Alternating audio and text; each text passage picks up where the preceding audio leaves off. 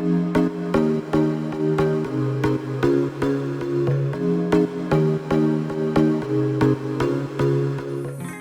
my name is Parvaresh. I'm the founder of Concept Me. I was born and raised in Paris from Persian parents. I'm a single child and I come from a family of strong women, which I believe led me to where I am today. I studied architecture school in Paris for 7 years, and I think I knew from the first year of architecture school that I wanted to start my own business.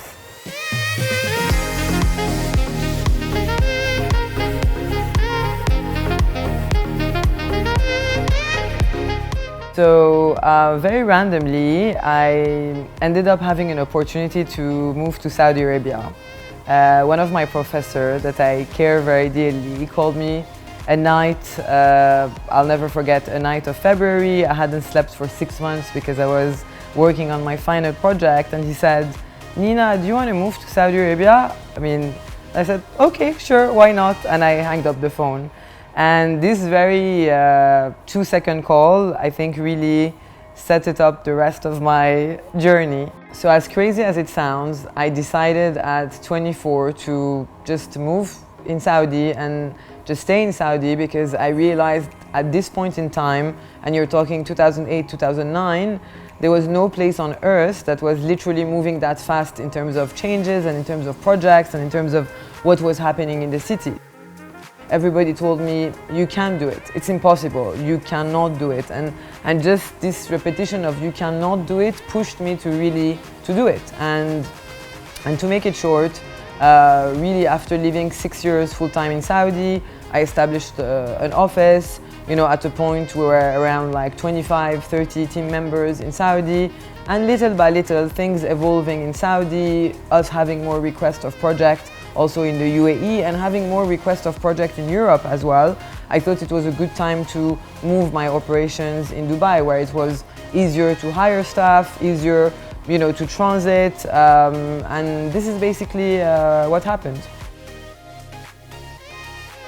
I think really for me the strategy was, start in the Middle East, and then from the Middle East being able to go back and take projects in Europe. Obviously, me being French and having facilities in Europe was one thing, but the other thing is Europe is still very conservative when it comes to architecture, interior design. You need to follow a more typical path, go work in an architectural firm, and then have 10 years experience, and then perhaps you could think of starting your business. So for me, coming to the Middle East was really a chance that I fought for.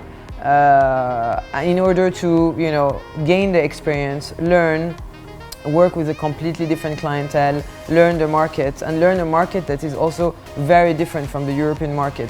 And then from there, see the opportunities and see where it would take me. So I think I always knew I wanted to become an architect. I think I was 3 or 4, and my grandmother would always tell my parents that she's going to become a designer, she's going to become an architect. I think as far as I remember, I didn't let anybody in the house touch anything. I was picking the furniture, I was picking the colors. I was already a dictator back then when it comes to design, and I think it was really, for me, it was my passion. Obviously, when you do this kind of jobs, it's my passion. You know that you're going to put long hours, you're going to spend sleepless nights. We're in a creative field where every day you have to create, every day you have to handle unique situations. But this is something that I would say runs into my vein, up to date. I think I love my job more than anything else, and this is what makes you carry on. Otherwise, I don't think it's possible to carry on whatsoever. One very important point with me was also failure, because I think it's very important for entrepreneurs out there to realize that failure is so much part of success. I don't know a single entrepreneur friend that established a company that didn't fail first multiple times before succeeding and before being happy of where they're at. I think now, after 12 years, I'm in that place. I'm in that place of being content of our projects, having a real working strategy, having a real team that I'm happy with, but it didn't happen like this. I think we failed properly twice. And when I tell you fail, it means almost lost everything. Once you rebound that failure, you just realize that you become better and better at what you do, and you realize nobody knows your business better than yourself.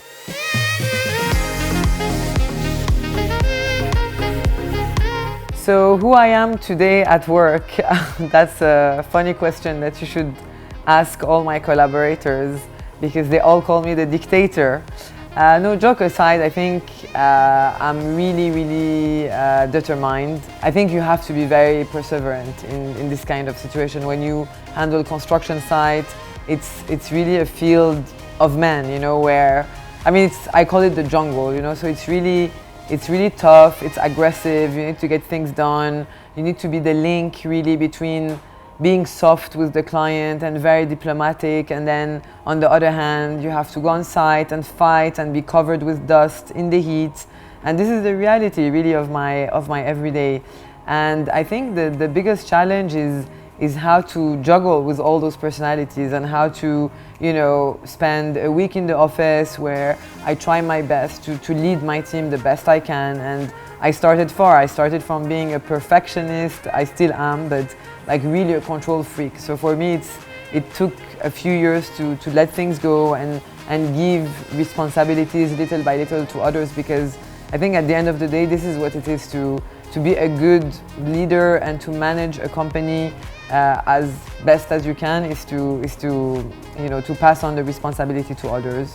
And yeah, I think one of my best superpower is to be able to identify the quality in the collaborators that work with us, and to be able to set teams like this, larger teams, broader teams, that all have, you know, one common aim, which is to come up with the perfect project and to come up with the best result as possible.